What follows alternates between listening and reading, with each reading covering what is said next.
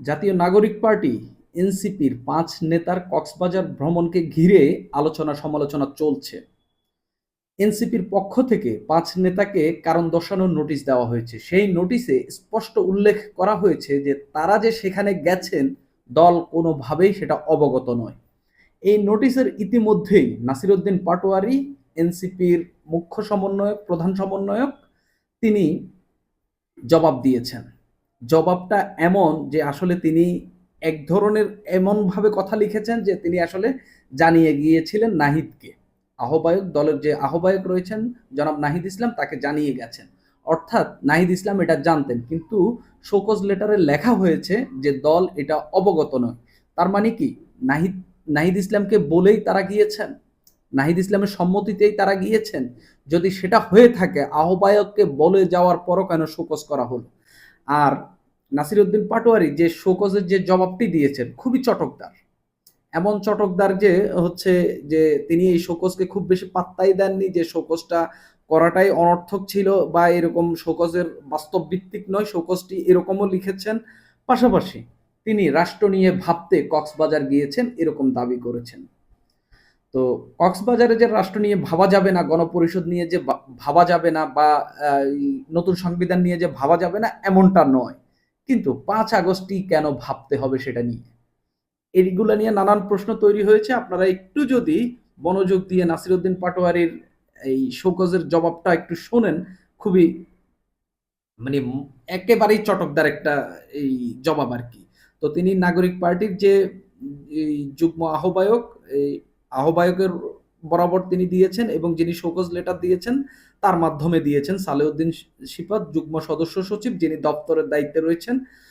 তো তিনি বিষয় হিসাবে লিখেছেন শোকজ নোটিশের জবাব প্রদান। তো তিনি বলছেন, আপনার প্রেরিত শোকজ নোটিশ এর পরিপ্রেক্ষিতে এই ব্যাখ্যাটি প্রদান করছি। ৫ আগস্ট ২০২৫ তারিখে আমার কোনো পূর্ব নির্ধারিত রাষ্ট্রীয় বা সাংগঠনিক কর্মসূচি ছিল না। দল থেকেও আমাকে এই সংক্রান্ত কোনো দায়িত্ব বা কর্মপরিকল্পনা জানানো হয়নি। ৪ আগস্ট রাতে দলের মুখ্য সংগঠক, দক্ষিণাঞ্চলের মুখ্য সংগঠক হাসনাত আবদুল্লাহ তার কোচিং অফিসের ২ দিনের জন্য ঘুরতে যাবে।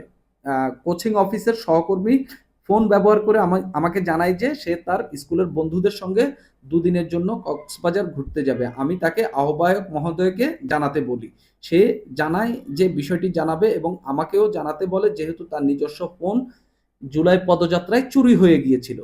৪ আগস্ট রাতে পার্টি অফিসে আমি আহ্বায়ক মহোদয়ের সঙ্গে দেখা করে বিষয়টি জানাই। এখানেই স্পষ্ট করে বলা হচ্ছে ৪ আগস্ট রাতে পার্টি অফিসে আহ্বায়ক মহোদয়ের সঙ্গে দেখা করে আমি বিষয়টি জানাই। তার মানে তিনি স্পষ্ট করেছেন নাহিদ ইসলামকে তিনি জানিয়েছেন। একই রাতে আমি সদস্য সচিবের সচিব মহোদয়ের সঙ্গে ফোনে যোগাযোগ করি এবং জানতে পারি যে রাষ্ট্রীয় প্রোগ্রামে দল থেকে ৩ জন প্রতিনিধি যাচ্ছেন, সেখানে আমার কোনো কাজ নেই, আমি দায়িত্বে না থাকায় এবং ব্যক্তিগত প্রয়োজন ও মানসিক প্রস্তুতির অংশ হিসেবে ঘুরতে যাওয়ার সিদ্ধান্ত গ্রহণ করি। সফর সঙ্গী হিসেবে সস্ত্রীক সার্জিস আলম, তাসনিম জারা, খালেদ সাইফুল্লাহ দম্পতি যুক্ত হন।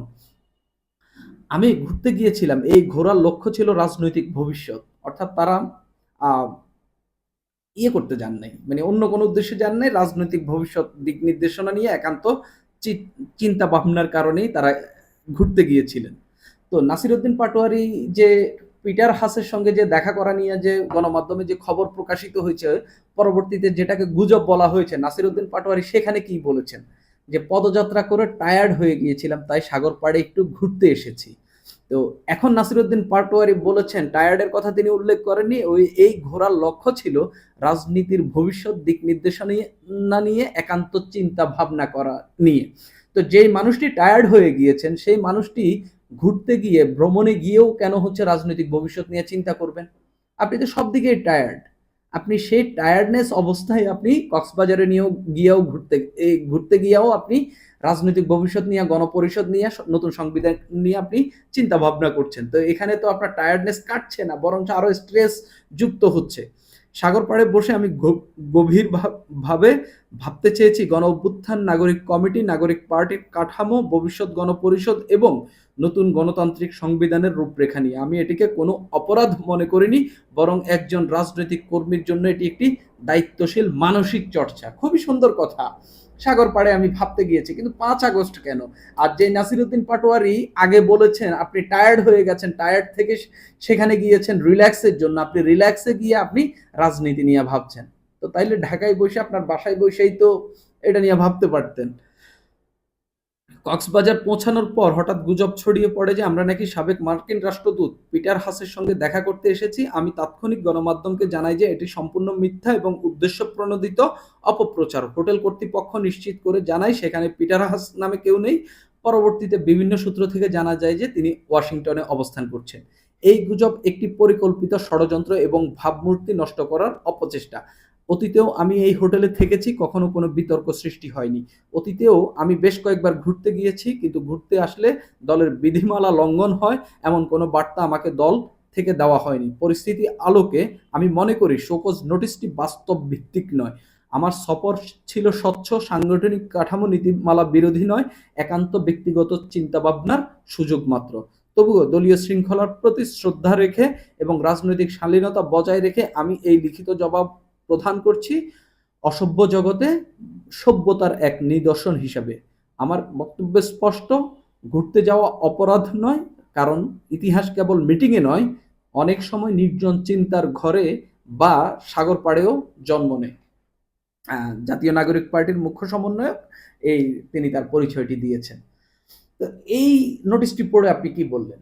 এনসিপি তাকে একটা শোকজ করেছে, তো তিনি জবাব দিয়েছেন যে তিনি রাজনৈতিক চিন্তা ভাবনার জন্য কক্সবাজার গিয়েছেন। তো তিনি এটা দলকে বলে যাইতে পারতেন, যদিও তিনি বলছেন তিনি নাহিদ ইসলামকে বলে গেছেন, অর্থাৎ নাহিদ ইসলামের সাই ছিল, কিংবা নাহিদ ইসলামকে জানিয়ে গেছেন, সাই থাকুক বা না থাকুক। আবার দপ্তর সম্পাদকের যে দায়িত্বে যিনি আছেন, যার নাম এখানে বলা হয়েছে সালেউদ্দিন সিফাত, সিফাত বলছেন যে সিফাত যে শোকজ লেটারটা দিয়েছেন সেখানে বলছেন যে দল এটা জানে না। এনসিপির মধ্যে যে কি পরিমাণ সমন্বয়হীনতা চলছে এটা দেখা যাচ্ছে। নাসিরউদ্দিন পাটোয়ারিরা, হাসনাত আবদুল্লাহরা কক্সবাজার যাচ্ছেন, সেটা নাহিদকে বলেছেন। আবার দপ্তরের দায়িত্বে যিনি রয়েছেন যুগ্ম সদস্য সচিব এই সালেউদ্দিন সিফাত, তিনি বলছেন যে দল এটা জানে না। অর্থাৎ নাহিদ ইসলামকে যদি জানিয়ে থাকে, নাহিদ ইসলাম সেটা দলকে জানেনি। তার মানে শোকজ দেওয়ার আগে নাহিদ ইসলামকে জানানো হয়নি, বলা হয়নি নাহিদ ইসলামকে যে আমরা এভাবে শোকজ দিচ্ছি। অথবা নাহিদ ইসলাম জানেন না, সেজন্য এই কারণে এভাবে শোকজ দেওয়া হয়েছে। অর্থাৎ নাসিরউদ্দিন পাটোয়ারি এখন বলছেন, যেটা বলছেন নাহিদ ইসলামকে জানিয়েছেন সেটা মিথ্যা। হয় এনসিপির কেন্দ্রীয় কমিটির নেতারা মিথ্যা বলছেন, নয় নাসিরউদ্দিন পাটোয়ারি মিথ্যা বলছেন। যে কেউ একজন তো মিথ্যা বলছেন, কারণ নাহিদ ইসলামকে যদি জানানো হয়ে থাকে তাহলে শোকজ লেটারে কখনোই উল্লেখ করা হতো না এটা দল কিংবা কেন্দ্র জানে না। আবার নাহিদ ইসলামকে যদি জানানো না হয়ে থাকে, নাসিরউদ্দিন পাটোয়ারি এটা লিখতো না যে আমি আহ্বায়ককে জানিয়ে গিয়েছি। এই হইল ঘটনা। বাকি 4 জনের শোকজের জবাব কি রকম আসে সেটা এখন দেখার বিষয়। তবে তার শোকজ, নাসিরউদ্দিন পাটোয়ারির শোকজ দেখে মনে হয়েছে যে সে এই শোকজটাকে পাত্তাই দেয়নি, এবং এই দলটি যেহেতু এখন পর্যন্ত কোনো নীতিমালা নাই, এখন পর্যন্ত যেহেতু কোনো গঠনতন্ত্র নাই, কিভাবে যে এটা নীতিমালা বিরোধী কাজ নয় এটা কিভাবে নির্ধারণ করলেন নাসিরউদ্দিন পাটোয়ারি? দলের স্টেশন ত্যাগ করার ক্ষেত্রে বা হচ্ছে কেন্দ্রীয় নেতারা যেখানে থাকবেন সেটা ত্যাগ করার ক্ষেত্রে দলের সঙ্গে কি রকম যোগাযোগ করতে হবে সেই সব আলাপ নিয়ে এখন পর্যন্ত কোনো গঠনতন্ত্র কিংবা কোনো নীতিমালা এনসিপি নাই। সেই জায়গায় নাসিরউদ্দিন পাটোয়ারি যেটা বলেছেন হয়তো তার জায়গা থেকে কিছুটা ঠিক, দল যেটা বলছে তাদের জায়গা থেকেও সেটা ঠিক। এখন কথা হইল এনসিপির মধ্যে চলছেটা কি? তারা কি তাদের কেন্দ্রীয় নেতাদেরকে কি নিয়ন্ত্রণ করতে পারছে না? আবার কেন্দ্রীয় নেতাদেরকে ক্ষমতা এতই বেশি হয়ে গেছে যে দলের ঊর্ধ্বে অন্তত নাসিরউদ্দিন পাটোয়ারির শোকজের জবাব যেটা, এটাতে অন্তত এটা স্পষ্ট হচ্ছে। আর যেই পাটোয়ারি এই 5 আগস্ট বলছেন টায়ার্ড হয়ে গেছেন, সেটা কাটাতে সেখানে গিয়েছেন যেদিন তিনি গণপরিষদ, অভ্যুত্থান, তারপরে নতুন সংবিধান এসব নিয়ে কোনো কথাই বলেননি। তিনি শোকজের জবাবে বলছেন অভ্যুত্থান এবং গণ অভ্যুত্থান, এই নতুন সংবিধান এবং হচ্ছে গণপরিষদ নিয়ে চিন্তা করার জন্যই তিনি সেখানে গিয়েছেন। জাস্ট একটা মকারি করা হয়েছে, জাস্ট একটা জোকিং, জাস্ট একটা হাস্যরস তৈরি করা হয়েছে নাগরিক পার্টির সঙ্গে, সাধারণ মানুষের সঙ্গে। এখন দেখেন এখানে অসুবিধাটা কি, তারা আসলে যে যা ইচ্ছা তাই করতে পারে, শুধুমাত্র অপরাধ ছাড়া। এগুলা তাদের দলীয় কর্মকাণ্ড, তারা যেভাবে এটা ডিল করবে সেটা করুক, আমাদের কোনো বিষয় না। কিন্তু অভ্যুত্থানের নেতা হিসেবে আমরা তাদেরকে বিশ্বাস করেছিলাম, আমরা তাদের উপর ভরসা রাখতে চেয়েছিলাম। কেন?